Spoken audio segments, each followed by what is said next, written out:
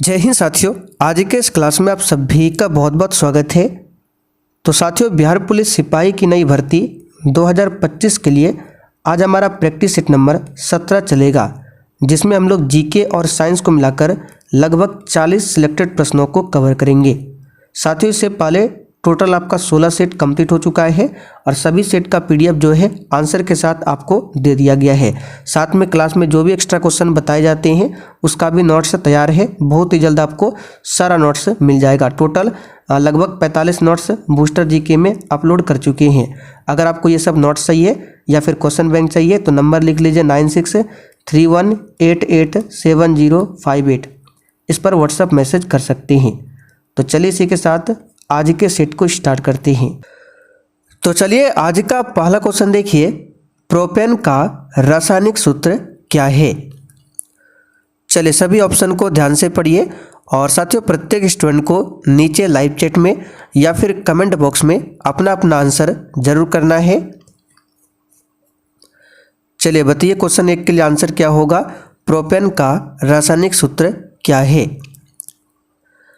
तो देखिए, प्रोपेन की रासायनिक संरचना की बात करें तो इसके सूत्र में 8 हाइड्रोजन परमाणुओं के साथ 3 कार्बन परमाणु होते हैं, यानी कि इसका फॉर्मूला जो होगा C3H8। तो यहाँ पर बी ऑप्शन आपका सही जवाब है। प्रोपेन का सूत्र क्या है? C3H8। अगर आपसे मीथेन का सूत्र पूछे क्या होता है तो CH4, ये मीथेन का सूत्र है। मीथेन को मार्स गैस भी बोला जाता है। दूसरा क्वेश्चन देखिए, उगादि उत्सव भारत के किस राज्य में मनाया जाता है। चलिए बताइए क्वेश्चन 2 के लिए आंसर क्या होगा। उगादि उत्सव भारत के किस राज्य में मनाया जाता है। तो यहाँ पर इस क्वेश्चन का आंसर क्या होगा? B option Andhra Pradesh. ठीक है, उगादि उत्सव भारत के किस राज्य में मनाया जाता है तो आंध्र प्रदेश में मनाया जाता है। अब देखिए, आंध्र प्रदेश से संबंधित क्वेश्चन क्या बन सकता है। भाषा के आधार पर गठित होने वाला भारत का पहला राज्य कौन सा है तो यही आंध्र प्रदेश है। और पंचायती राज की बात करें तो पंचायती राज लागू करने वाला भारत का दूसरा राज्य कौन सा है तो यही आंध्र प्रदेश है। पहला पूछे राजस्थान, दूसरा पूछे आंध्र प्रदेश। गोवा की बात करें तो क्षेत्रफल में सबसे छोटा राज्य है गोवा, और गोवा को पुर्तगालियों से कब आज़ाद करवाया गया था तो 1961 में आज़ाद करवाया गया था। किस मिशन के तहत तो ऑपरेशन विजय। ठीक है, ये सब ध्यान रखिएगा। अगला क्वेश्चन, मुस्लिम लीग के 1943 के कराची अधिवेशन में कौन सा नारा दिया गया था। एक भी क्वेश्चन को छोड़ना नहीं है। और साथियों बहुत ही जल्द आपका स्पेशल साइंस का भी क्लास स्टार्ट हो जाएगा। तो मुस्लिम लीग का जो कराची अधिवेशन है जो कि दिसंबर 1943 में आयोजित किया गया था, इसमें कौन सा नारा दिया गया था तो बांटो और छोड़ो का नारा दिया गया था। ठीक है, यहाँ पर डी ऑप्शन आपका सही है। करो या मरो का नारा किसने दिया था? महात्मा गांधी ने। कब दिया था तो 1942 में जो भारत छोड़ो आंदोलन हुआ था, इसी आंदोलन में। जय जवान जय किसान का नारा किसने दिया था? लाल बहादुर शास्त्री ने। अगला क्वेश्चन, दिल्ली दरबार 1911 के दौरान दिल्ली की आधारशिला इनमें से किसने रखी थी। चलिए अच्छा क्वेश्चन है, बताइए इसका आंसर क्या होगा। तो देखिए, आपको डेट याद होगा 1911 का, किंग जॉर्ज पंचम। ठीक है, जो कि भारत में दिल्ली दरबार लगता है। तो किंग जॉर्ज पंचम ने नई दिल्ली दरबार के दौरान 12 दिसंबर 1911 को नई राजधानी की नींव रखी थी। 12 दिसंबर 1911 को किसने? किंग जॉर्ज पंचम ने। तो यहाँ पर ए ऑप्शन आपका सही जवाब है, ध्यान रखिएगा। रोमन साम्राज्य के साथ भारत का व्यापार रोम पर किसके द्वारा आक्रमण के साथ समाप्त हो गया। किसी भी क्वेश्चन में डाउट हो तो आप लोग कमेंट करके पूछ सकते हैं। और अगर आपको बिहार पुलिस का क्वेश्चन बैंक या फिर जो भी क्लास में एक्स्ट्रा क्वेश्चन बताते हैं उसका वन लाइनर फॉर्म में लिखा हुआ क्लास का नोट्स चाहिए या फिर शॉर्ट नोट्स चाहिए या फिर स्पेशल बिहार जीके का नोट्स चाहिए, कुछ भी चाहिए तो ये व्हाट्सएप नंबर है, आप लोग लिख लीजिए 9631887058। इस पर व्हाट्सएप मैसेज करके बता सकते हैं कि हमको ये नोट्स चाहिए। तो रोमन साम्राज्य के साथ भारत का व्यापार रोम पर किसके द्वारा आक्रमण के साथ समाप्त हो गया? तो इसका सही जवाब है हुनों के द्वारा। ठीक है। गुप्त वंश के उस शासक का नाम क्या था जिसकी विजय गाथा का वृतांत इलाहाबाद स्तंभ अभिलेख में प्रस्तुत किया गया है? देखिए, इलाहाबाद स्तंभ अभिलेख को प्रयाग प्रशस्ति लेख भी बोला जाता है और इसके रचयिता कौन है कई बार हम आपको बता चुके हैं और इसका नोट्स भी बनाकर डाल चुके हैं। तो आपको याद होगा समुद्रगुप्त का दरबारी कवि कौन था? हरिसेन। ठीक है, अब आपको याद हो गया होगा हरिसेन समुद्रगुप्त का दरबारी कवि था, इसी ने प्रयाग प्रशस्ति अभिलेख की रचना किया है। ठीक है, और इस अभिलेख में किसका उल्लेख मिलता है? तो इसमें उल्लेख मिलता है किसका? तो गुप्त वंश के उस शासक का नाम क्या था जिसकी विजय गाथा का उल्लेख इसमें मिलता है? तो इसका आंसर हो जाएगा समुद्रगुप्त। ठीक, समुद्रगुप्त और उनकी सैन्य विजय का उल्लेख मिलता है इसी इलाहाबाद स्तंभ अभिलेख में। तो यहाँ पर बी ऑप्शन सही है। समुद्रगुप्त को भारत का नेपोलियन कहा जाता है। अगला क्वेश्चन, चित्रकला की गांधार शैली का सूत्रपात किसके द्वारा किया गया था? साथियों, ये क्वेश्चन बिल्कुल 9th और 10th सिलेबस पर आधारित है, यानी कि आपका बिहार पुलिस का जो ओरिजिनल सिलेबस है उसी पैटर्न पर आधारित है। तो इसका सही जवाब क्या होगा? चित्रकला की गांधार शैली का सूत्रपात किसके द्वारा किया गया? तो यहाँ पर इसका सही जवाब है गांधार कला को महायान संप्रदाय के विकास से प्रोत्साहन मिला था। महायान संप्रदाय, बी ऑप्शन आपका सही जवाब है। अगर आपसे पूछे जो ये गांधार क्षेत्र में कला की विशिष्ट शैली का विकास हुआ किसके शासनकाल में? तो कुषाण के काल में। ठीक है, कुषाण के काल में गांधार क्षेत्र का विकास हुआ था। ठीक है, गांधार कला शैली का। अगला क्वेश्चन, मेसोपोटामिया का क्या अर्थ है?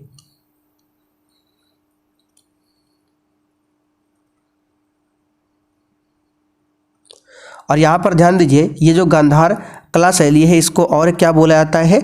तो गांधार कला शैली को हिंद यूनानी कला भी बोला जाता है। इसे भी नोट कर लीजिए, हिंद यूनानी कला या गांधार कला शैली एक ही है, ये हम आपको लिख कर दे देंगे।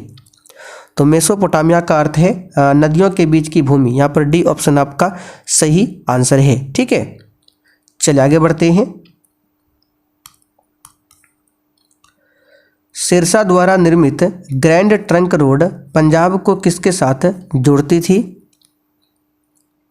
शेरशाह सूरी की बात करें तो चांदी का सबसे पहला सिक्का किसने चलाया था? तो शेरशाह सूरी ने। इसका मकबरा कहाँ मिलता है? बिहार के सासाराम में। इसका आंसर हो जाएगा आगरा। चलिए आगे देखिए, निम्नलिखित विदेशी भाषाओं में से कौन सी भाषा मुगल शासन काल में भारत के दरबारों में व्यापक रूप से प्रचलित रही थी?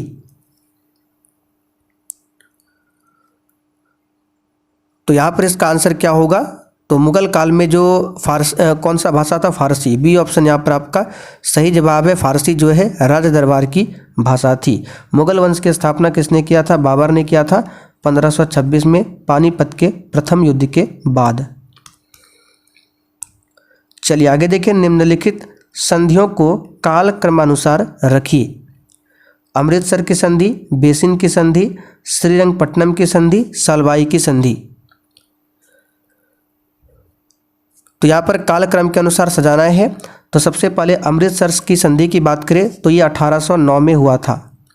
ठीक है, रंजीत सिंह और मेटकॉप, चार्ल्स मेटकॉप के बीच हुआ था अमृतसर की संधि। बाकी बेसिन की संधि हम आपको पहले ही बता चुके हैं। ये बेसिन की संधि कब होती है? तो ये 1802 में। ठीक है, पेशवा बाजीराव द्वितीय और अंग्रेज के बीच में होती है बेसिन की संधि। और श्रीरंगपट्टनम की संधि तो सबसे आसान है, इसे भी कई बार बता चुके हैं, 1792 में टीपू सुल्तान और अंग्रेजों के बीच में। 1799 में टीपू सुल्तान की मृत्यु हो जाती है। ठीक है, उससे पहले श्रीरंगपट्टनम की संधि होती है 1792 में टीपू सुल्तान और अंग्रेज के बीच में। और सालबाई की संधि की बात करें तो 1782 में हुआ था पूना दरबार और अंग्रेज के बीच में। तो कालक्रम के अनुसार सबसे पहले कौन सा होगा, तो 1782 सबसे पहले होगा घ। ठीक है, उसके बाद आपका हो जाएगा श्रीरंगपट्टनम की संधि, उसके बाद ख हो जाएगा और लास्ट में क। तो देखते हैं किस ऑप्शन में दिया है। तो यहाँ पर देख सकते हैं सी ऑप्शन में दिया है घ ग ख लास्ट में क। ठीक है, तो जितने भी डेट है इसको याद रखिएगा, इसका नोट्स बनाकर भी दे देंगे आपको। चलिए आगे देखिए, निम्नलिखित में से किसके द्वारा बंगाल में इस्तमरारी बंदोबस्त, जिसको परमानेंट सेटलमेंट या फिर अस्थायी बंदोबस्त कहा जाता है, लागू किया गया था। तो अस्थायी बंदोबस्त के बारे में आप सभी जानते हैं, 1793 आपको डेट याद होगा, लॉर्ड कॉर्नवालिस। ए ऑप्शन यहाँ पर आपका सही है। डलहौजी की बात करें तो भारत में रेलवे का जनक माना जाता है और 1848 में इसी ने राज्य हड़प नीति को लाया था। और राज्य हड़प नीति के तहत सबसे पहले किस साम्राज्य को ब्रिटिश में मिलाया गया था, तो 1848 में सबसे पहले किसे मिलाया गया था, तो सतारा को। राज्य हड़प नीति के तहत सतारा को 1848 में ब्रिटिश साम्राज्य में मिलाया गया था। लॉर्ड विलियम बेंटिक भारत के प्रथम गवर्नर जनरल थे और इन्होंने ही 1829 में सती प्रथा का अंत किया था और इसमें सहयोग दिया था राजा राम मोहन राय ने। बाकी लॉर्ड कर्जन ने 1905 में बंगाल का विभाजन किया था। आगे देखिए, निम्न ब्रिटिश व्यक्तियों में से किसने स्वीकार किया था कि 1857 का विद्रोह एक राष्ट्रीय विद्रोह था। देखिए साथियों, प्रश्न के साथ हम आपको जितने भी एक्स्ट्रा क्वेश्चन बताते हैं उसको ध्यान से सुनना है। ठीक है, बाकी आपको नोट करने की ज़रूरत नहीं है, अगर आपकी इच्छा है तो कर सकते हैं, बाकी लिखा हुआ आपको मिलेगा। तो इसका आंसर हो जाएगा डिजरेली। ठीक है, किसने स्वीकार किया था, तो ब्रिटिश व्यक्तियों में से एक थे डिजरेली। इसी ने स्वीकार किया था कि 1857 का विद्रोह एक राष्ट्रीय विद्रोह था। चलिए, लॉर्ड कैनिंग की बात करें तो इसी के कार्यकाल में 1857 की क्रांति होती है उत्तर प्रदेश के मेरठ से 10 मई से। स्वतंत्र भारत के प्रथम कैबिनेट में से किसने बड़े पैमाने पर लोगों का धर्म परिवर्तन करवाया था।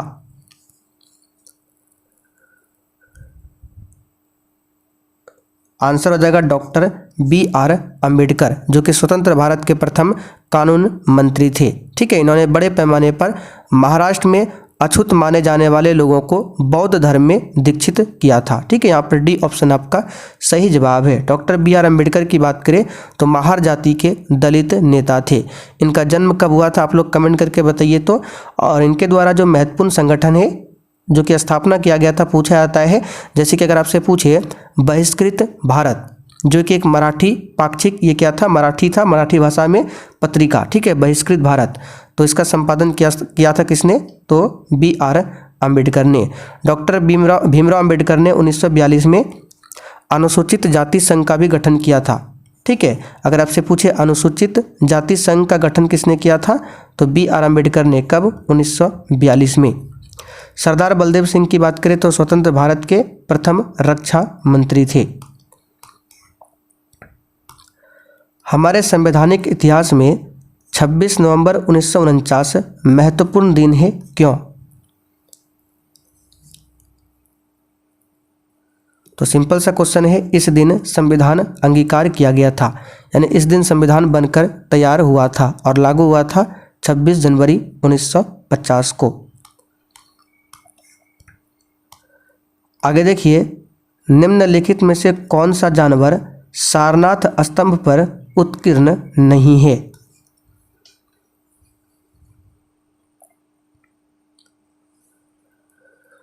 तो सारनाथ स्तंभ की बात करें तो इस पर कौन कौन सा पशु है आपको बता देते हैं। इसमें 4 पशु है सारनाथ स्तंभ में। कौन कौन सा है, अगर आप लोग लिखना चाहे तो लिख लीजिए, गज, दूसरा अश्व जिसको घोड़ा बोलते हैं, फिर बैल, ठीक है, सिंह, ये 4 पशु है।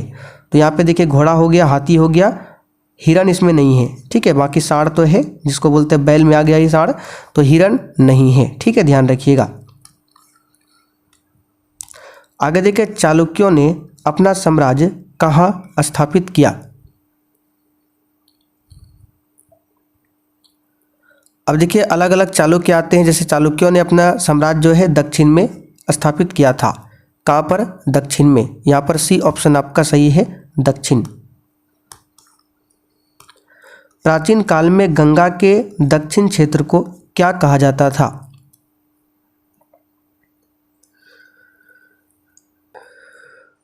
तो यहाँ पर इस क्वेश्चन का आंसर क्या होगा? प्राचीन काल में गंगा के दक्षिण क्षेत्र को क्या कहा जाता था? तो याद रखिएगा, मगध। ठीक है, मगध के नाम से जाना जाता था। तो ऑप्शन में नहीं है, आंसर क्या होगा? D option. अब देखिए मगध साम्राज्य की बात करें तो मगध साम्राज्य में समय के साथ 3 राजवंशों का शासन इसमें शामिल है। मगध साम्राज्य में कौन कौन सा? पहला हर्यक वंश, दूसरा शिशुनाग वंश, तीसरा नंद वंश। फिर से रिपीट कर देते हैं, मगध साम्राज्य में समय के साथ 3 राजवंशों का शासन भी शामिल है। कौन कौन सा? पहला हर्यक वंश, दूसरा शिशुनाग वंश और तीसरा नंद वंश। और नंद वंश की बात करें तो नंद वंश की स्थापना किसने किया था? महापद्म नंद ने। नंद वंश का आखिरी शासक कौन हुआ? घनानंद। ठीक है, जिसकी हत्या किसने किया था? तो चंद्रगुप्त मौर्य ने इसको शासन से हटाया था। चंद्रगुप्त मौर्य ने चाणक्य की सहायता से। और उसके बाद नंद वंश के बाद किसका शासन आता है? मौर्य वंश का। भारत में मुगल सत्ता की स्थापना किस लड़ाई के बाद हुई?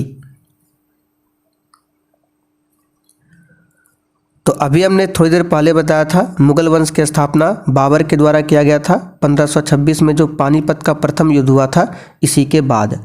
तो आंसर क्या होगा? पानीपत की पहली लड़ाई किसके बीच हुआ था? बाबर और इब्राहिम लोदी के बीच में। पानीपत का दूसरा युद्ध 1556 में होता है और पानीपत का तीसरा युद्ध 1761 में। अगला क्वेश्चन, असम राज्य का नाम उस जनजाति पर रखा गया था जिसने उस क्षेत्र को जीता था। यह कबीला कहाँ से आया था? देखिए क्वेश्चन यहाँ से और बनता है, असम राज्य का जो नाम पड़ा है किस जनजाति के नाम पर रखा गया है? तो अहोम जनजाति। अहोम जनजाति। और यह कबीला कहाँ से आया था? तो दक्षिण चीन से। अगला क्वेश्चन, नाना साहेब के नाम से कौन प्रसिद्ध था? चलिए कई बार ये क्वेश्चन करा चुके हैं, बताइए इसका आंसर क्या होगा? तो इसका आंसर हो जाएगा बालाजी बाजीराव। ठीक है, याद रखिएगा, बालाजी बाजीराव को नाना साहेब के नाम से भी जाना जाता था। और बालाजी बाजीराव की बात करें तो इसके समय सबसे महत्वपूर्ण घटना कौन सी घटित हुई थी? तो पानीपत का तीसरा युद्ध 1761 में हुआ था, इसी के समय में। हड़प्पा के लोगों की सामाजिक पद्धति क्या थी?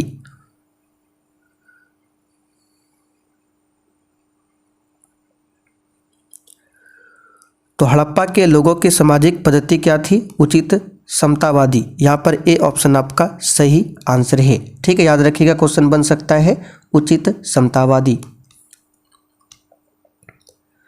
जैन धर्म तथा बौद्ध धर्म दोनों ही निम्नलिखित में से किस में विश्वास नहीं करते हैं?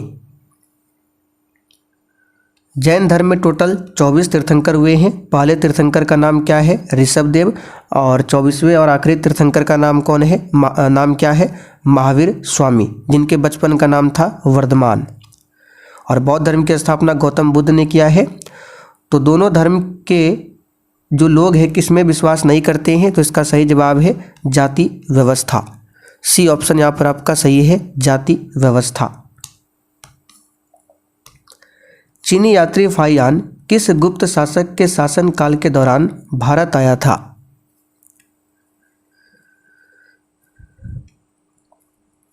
तो ये सिंपल क्वेश्चन है, चंद्रगुप्त द्वितीय। ठीक है, चंद्रगुप्त द्वितीय के समय में। चालुक्य वंश का सर्वाधिक प्रसिद्ध शासक कौन था?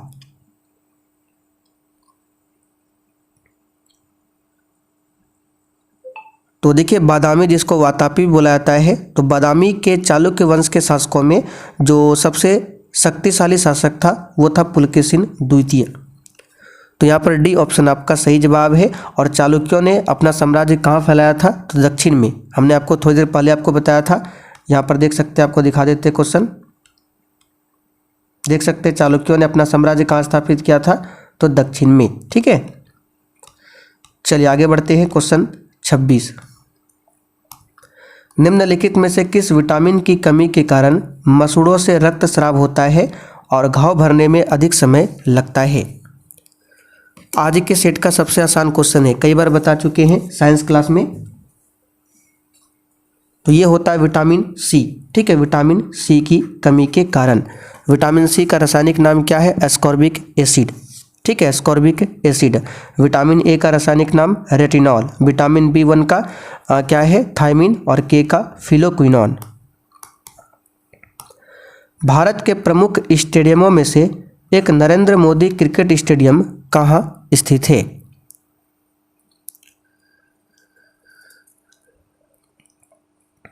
तो ये अहमदाबाद में स्थित है। कहाँ पर है, अहमदाबाद में स्थित है, ध्यान रखिएगा। ठीक है, ये विश्व का सबसे बड़ा क्रिकेट स्टेडियम है जिसमें दर्शकों की बैठने की क्षमता जो है 1,32,000 है। आगे देखिए, पारादीप कहाँ पर अवस्थित है।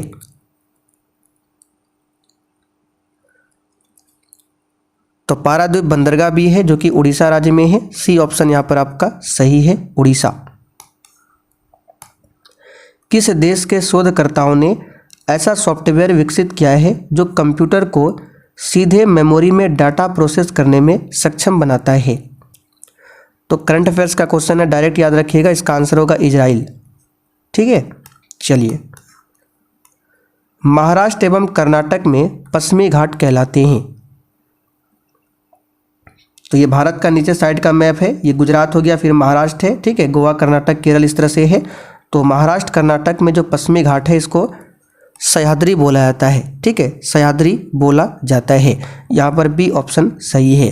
बाकी नीलगिरी पर्वत की बात करें तो नीलगिरी पर्वत की सबसे ऊंची चोटी कौन सी है, दोदा बेटा। और इसी नीलगिरी पर्वत पर कौन सी जनजाति निवास करती है, टोडा जनजाति।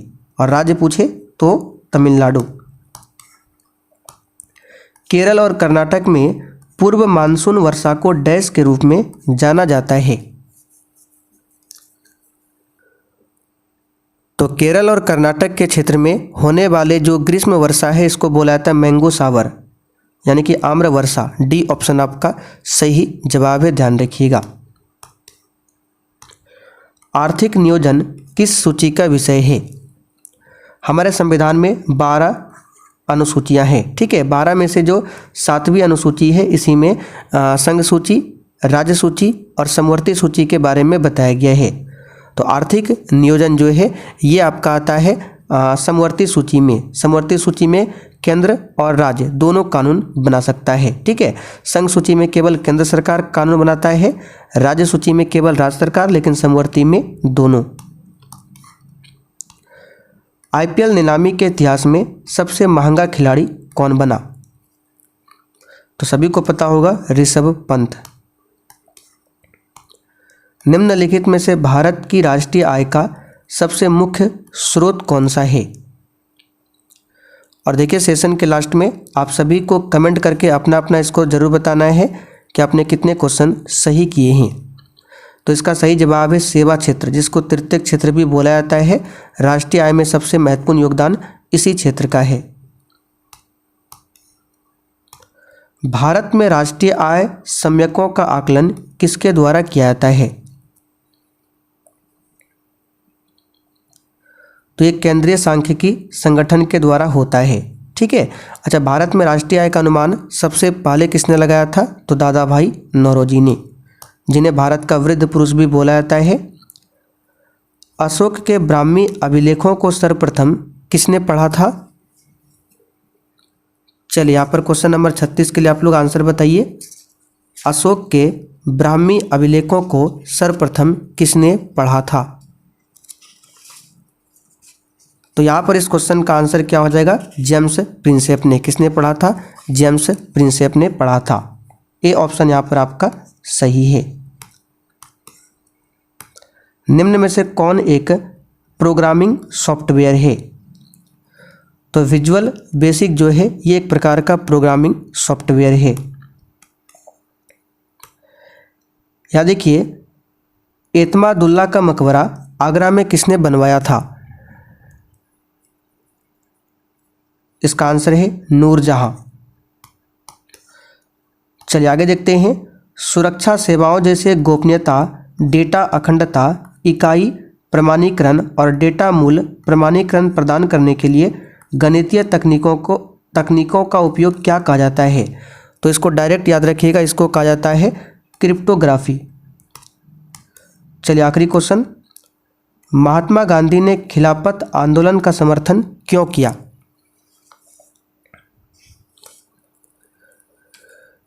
तो इसका सही जवाब है गांधी जी ने अंग्रेजों के खिलाफ अपने आंदोलन में भारतीय मुसलमानों का सहयोग प्राप्त करना चाहा था, इसीलिए यहाँ पर बी ऑप्शन सही है, ध्यान रखिएगा। तो चले साथियों, आज के लिए इतना ही। अब आप लोग कमेंट करके बताइए आपने 40 क्वेश्चन में से कितने क्वेश्चन सही किए हैं। और जिनको भी बिहार पुलिस का बैच को ज्वाइन करना है तो हमने आपको व्हाट्सअप नंबर लिखा दिया, ठीक है। आपको क्या करना है बता देते हैं। प्ले स्टोर पर जाना है और ये वाला एप्लीकेशन आपको इंस्टॉल कर लेना है। उसके बाद फिर ऑल कोर्स पर क्लिक करना है। उसके बाद यहाँ पर बाय नाउ का ऑप्शन आएगा, यहाँ पर पेमेंट कटा के बैच को ले सकते हैं, ठीक है। अभी इसमें और भी आपको ऑफर मिलने वाला है, तो 1 से 2 दिन वेट कीजिए, ठीक है। प्राइस इसका कम होने वाला है। बाकी नंबर लिख लीजिए 9631887058। कोई भी नोट्स चाहिए, कोई भी क्वेश्चन बैंक चाहिए, मैसेज कीजिए।